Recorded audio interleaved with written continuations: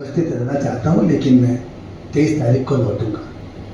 तो आपने जब इस विनती को स्वीकार किया, इसके लिए सबसे पहले आपको साधुवाद। ऐसा है कि बचपन से अभी तक जो भी मैंने स्टेज से कहा वो संगीत के रूप में कहा, प्रस्तुति के रूप में। ये पहला अवसर है जब मुझे गद्य में कुछ कहना पड़ रहा है। अब संगीत में देने के लिए जो शब्द है वो याद नहीं है, तो क्योंकि हमेशा संगीत पक्ष पे ही फोकस रहा मेरा, तो वो मीटर और उच्चारण उसी पर ध्यान रहता था, वो शब्द याद नहीं है मुझे। तो मैं वहाँ से बात शुरू करूँगा। मैं 2-3-4 संस्मरण छोटे छोटे बताऊँगा, उसी में उनका जो व्यक्तित्व है या उनकी जो प्रतिभा है उस संस्मरण में आप समझ जाओगे। तो जैसे संजय ने शुरुआत की ज्योति तोरडाक्षोण के उन्नास से, तो बिल्कुल उन पर यह बात खरी उतरती है कि कोई आए न आए, वो अपने काम में बस जो लग गए सो लग गए। तो मैं तो उन्हें कर्म योगी की जगह मैं तो उन्हें हठ योगी कहता हूँ, क्योंकि मैंने उनका हठ कई बार देखा है, एक बार नहीं कई बार, और कई बार उनसे झगड़ा हो जाता था इस बात को कि भाई ऐसी भी जिद क्या है। और एक संशोधन कर दूँ, संजय ने कहा कि नीलमणि उन्हें मामा कहते थे, कहते नहीं थे, मामा ही है भाई। मेरे नाना जी 3 भाई, उनमें से एक नाना जी जो है उनके लड़के दाऊलाल जी, तो बचपन से माँ के साथ में कभी उस नाना बाड़ी चले गए, कोई श्राद्ध है या कोई ऐसा अवसर है, तो उतना ही परिचय था। बस आप यूँ समझो कि 76 के बाद से थोड़ी समाज में मेरी पहचान बन गई, क्योंकि मैं विदेश भ्रमण करके आया उस वक्त। तो उस वक्त जो है 82 में, जहाँ तक मुझे याद आता है, दौड़ मामा जी एकाएक घर आ गए सुबह 6 बजे, बिल्कुल सुबह 6 बजे। मैं बिल्कुल आश्चर्यचकित, अवाक, मुझे लिटरली नींद से जगा दिया। अरे नींद उठ, एक बार उठ, बहुत रात भर सोया कोनी में, तो क्या हो गया? बोले कि भाई एक अनुवाद किया गीत रहो, इसकी स्वरलिपि साथ लाए थे, साथ में गा के सुनाया।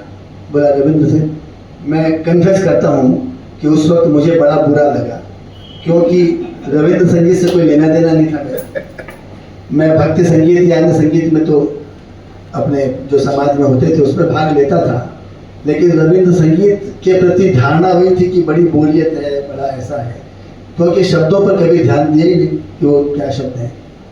तो मामा जी आ गए, तो उनके आदर में और उनके शिष्टाचार में मैंने कहा हाँ बोलो क्या क्या है, तो उन्होंने गा के सुनाया।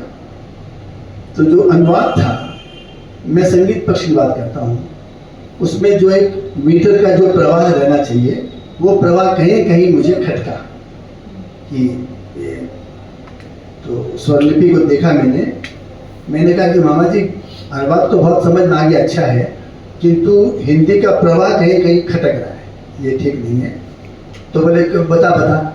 मैंने एक बात जो मैं अब समझता हूँ कि उन्होंने मेरा चयन किया इस काम के लिए, ये मेरे लिए सौभाग्य की बात थी। उनको लगा कि मैं जो कहूँगा वो बिल्कुल उपयुक्त और सही होगा। तो मैंने कहा कि भाई आप जो गा रहे हैं इसमें ये शब्द जो है इसको बदल दीजिए, अच्छा कोई पर्यायवाची या कुछ जो भी है। तो उन्होंने कुछ किया, हमने कहा नहीं समझ में आया, उन्होंने इधर का इधर बैठाया, उधर का इधर बैठाया करके एक लाइन जब बनी, मैंने कहा अब ठीक है। अब वो गाने था, अब मेरा माने लाक्सी की भाई बिल्कुल, अब स्वरलिपि साथ में थी, वो गा रहे थे, तो इस तरह से उनको अच्छा लगा कि मैंने कुछ सुझाव दे दिया।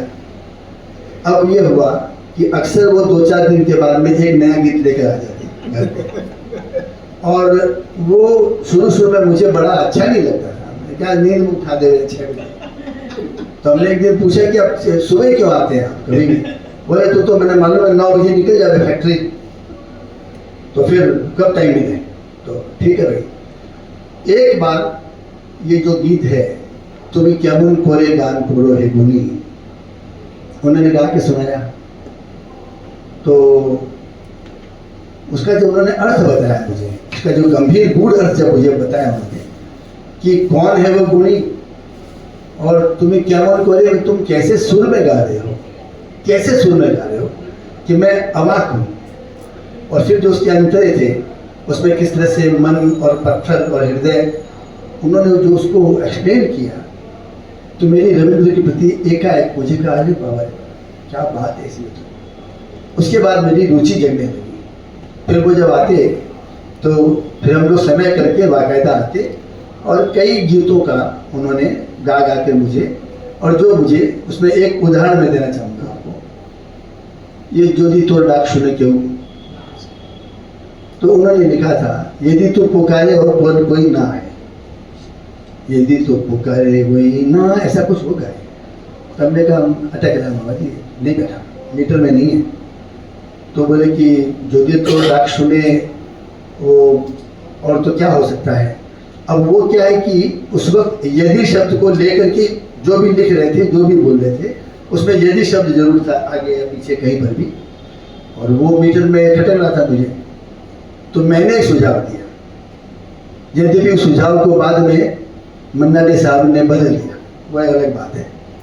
तो मैंने कहा कि आप इसको ऐसा क्यों नहीं गा सकते, जो तो डाक सुने क्यों ना। मैंने कहा ये जो फोनेटिक्स, जो म्यूजिकल, जो तो डाक सुने क्यों ना, ये जो बीट है, ये जो बीट जर्क है, हमने कहा ये जर्क आना जरूरी है जब आप कहीं गाएंगे। तो मैंने कहा कि आप ऐसा क्यों नहीं कर सकते इसे, तेरी आवाज पे कोई ना, एक वो गीत आ गया। तो बोले कि नहीं ठीक है, तो अच्छा ही है, लेकिन इसमें यदि नहीं है, यदि तोड़ डाक। मैंने कहा कि मामा जी, तेरी आवाज पे कोई ना आए तो फिर चल अकेला दे, उसमें तो यदि छुपा हुआ है, साइलेंट है यदि ऑलरेडी। तो ये उनका बड़ापन था कि उन्होंने अप्रिशिएट किया, नहीं तो भाई कोई आदमी क्यों बदले अपना। और खासकर कभी संजय भाई तो एकदम नाराज हो जाते हैं, एक लाइन बदल देते हैं, तो उन्होंने तुरंत एक्सेप्ट किया, बोले नहीं है बहुत बढ़िया। तो फिर उसको उस तरह से हम लोगों ने कई प्रोग्राम में, कई बार कार्यक्रम में गाया। इसी तरह से एक बार एक गीत का मुझे पूरा तो शब्द याद नहीं है, उसकी जो बात मुझे खटकी वो बात बताना चाहता हूँ।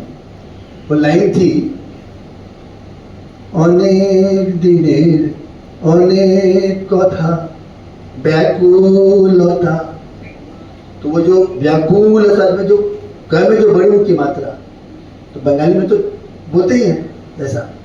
जब हिंदी में किया तो मैंने कहा कि मामा जो तो व्याकुल उसी, व्याकुल तो होगा नहीं, हिंदी में गा रहे हैं तो व्याकुल उसी। तो व्याकुल गाने से वो मात्रा नहीं बैठ रही, मात्रा नहीं बैठ रही थी बहुत। हमने कहा कि देखो, एक डिस्कशन हुआ बड़ा स्वस्थ, तब तक एक प्रोग्राम कर चुके थे हम लोग। मैंने कहा कि देखो एक बात सुनो, रविंद्र संगीत जो है बाय एक पैटर्न, एक स्टाइल है। रविंद्र संगीत पर MA भी लोग करते हैं, तो वो एक शिक्षा है इस तरह की, इसमें डिग्री मिलती है। वो एक शैली है, जैसे क्लासिकल एक शैली है। और हम लोग जो प्रोग्राम कर रहे हैं वो हिंदी भाषी लोगों के बीच में करते हैं।